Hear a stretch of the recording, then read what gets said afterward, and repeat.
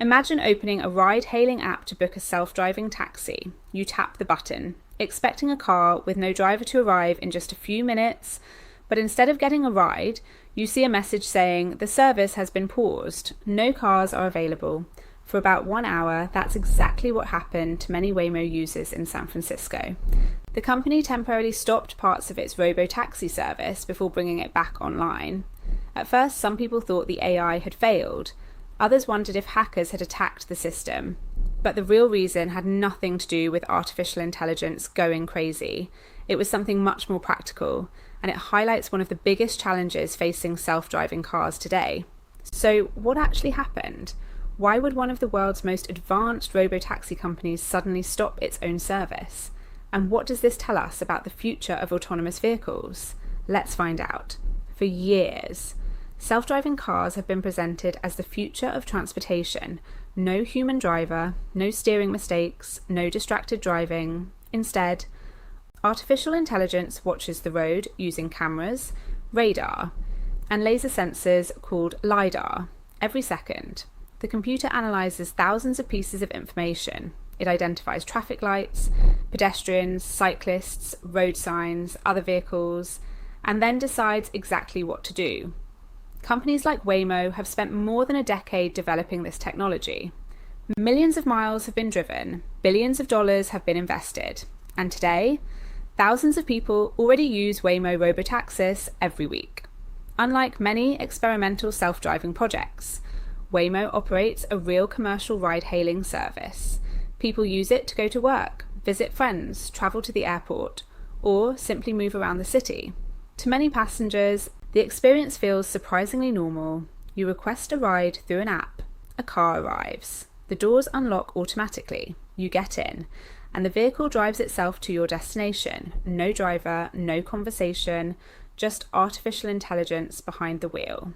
But no technology works perfectly in every situation. Recently, Waymo users in San Francisco noticed something unusual. The service suddenly stopped accepting rides in parts of the city.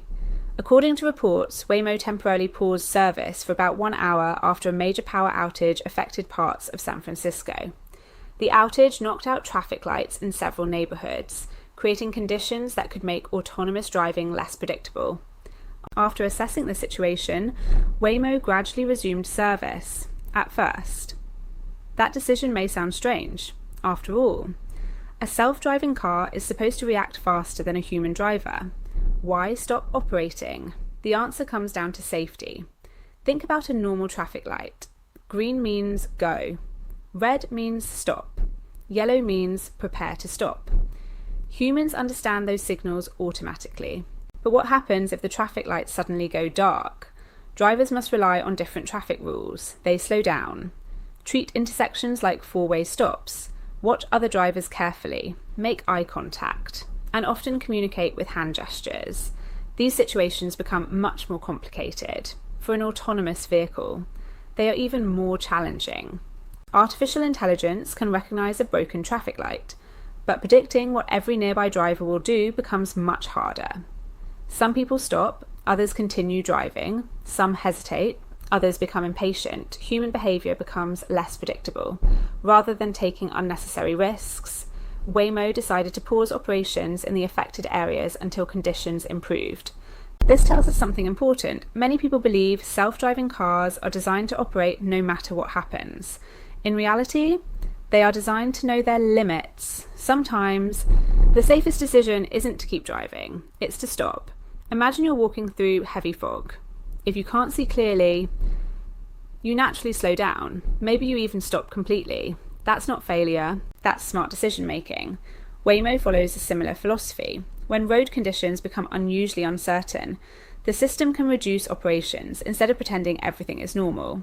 Interestingly, the company didn't shut down its entire network. Reports indicate that most of its wider Bay Area service remained available, while only affected areas experienced interruptions, and passengers were warned about possible delays through the app. This shows another strength of autonomous transportation. Unlike individual human drivers, a fleet of robotaxis can be managed centrally. If one neighborhood becomes unsafe, the company can quickly limit service there while continuing normal operations elsewhere. Think about airline flights. If one airport experiences severe weather, flights may be delayed.